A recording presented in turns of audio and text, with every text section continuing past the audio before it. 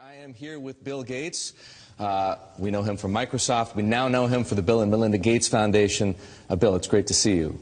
Great to see you here in particular because we know the Gates Foundation for its work on infectious diseases, child health, nutrition, agriculture, education, the list goes on. Why does Bill Gates care about finance? Well, it's all about helping the poorest. And one thing they don't have access to is bank accounts. The fee structure, if you have small amounts of money, is just too high.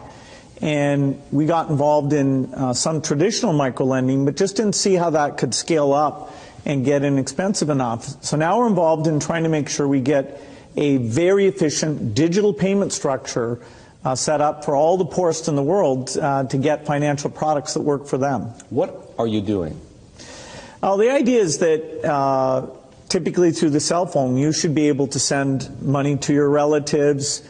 You should be able to track the money that's coming in, set aside money to buy seeds the next year. And there are countries where this is beginning to take off. Kenya, Bangladesh, even Somalia, maybe the last country you'd suspect up in Somaliland. Almost half of the GDP is done digitally. I don't need to tell you that the poor have been unbanked for as long as there have been banks. Why is this time different? Well, it's really the digital revolution. The poorest have bought cows, stored gold, put currency under their mattress, but they are getting cell phones. And the cell phone capability of identifying who's using the cell phone, letting you look at your spending patterns, that's going to be common sense.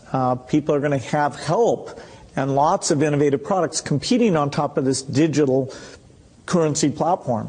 So if technology, mobile phones for example, digital money, helps to increase access to financial services at the same time as it lowers the cost of delivery, why is philanthropy needed? Philanthropy should just be here to bootstrap this. There are a lot of regulations in this area, and understanding how those regulations can make the cost of remittances, where you're sending money back to your family in your country of origin, how right now that has about a 5% overhead on it. We think we have a role to make sure that, particularly for the smaller transactions, the regulations don't impose those very high costs.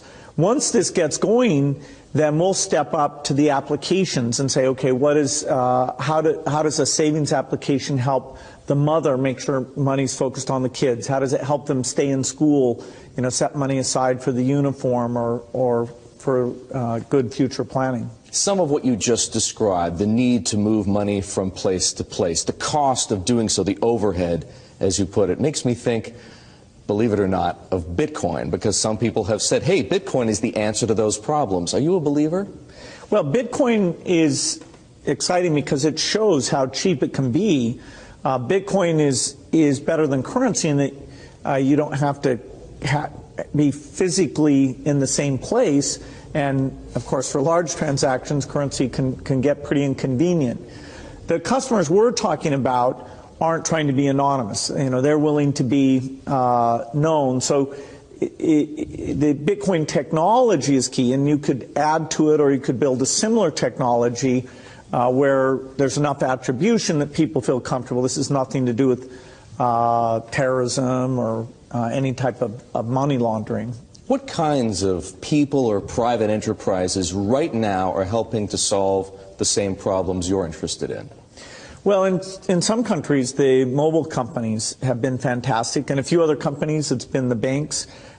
In some countries, it's a startup company that's neither a bank nor a mobile company. In Bangladesh, the bKash offering runs across any phone, and they've gotten the regulations so that they have a product that we think will get very, very pervasive. So entrepreneurs are there. The enablement this creates, if you want to put in, say, electricity in a city, collecting your bills is one of the reasons why the underspending of infrastructure in these areas is a real thing holding back the economy. You mentioned banks. Are the legacy institutions, for the most part, banks, credit card companies, payment processors, friend or foe? Many of them want to have these additional customers, but they have to embrace the idea that the fees are going to be a lot lower. And so they have to find a way to service these new customers. Now, that means these customers aren't going to be coming into their branches, and they can charge a higher fee when you want to actually cash out. But if it's a pure digital transaction, then, you should be paying, less than 1% to move that money from you to a merchant or from you to a friend, even with meeting all the regulatory requirements.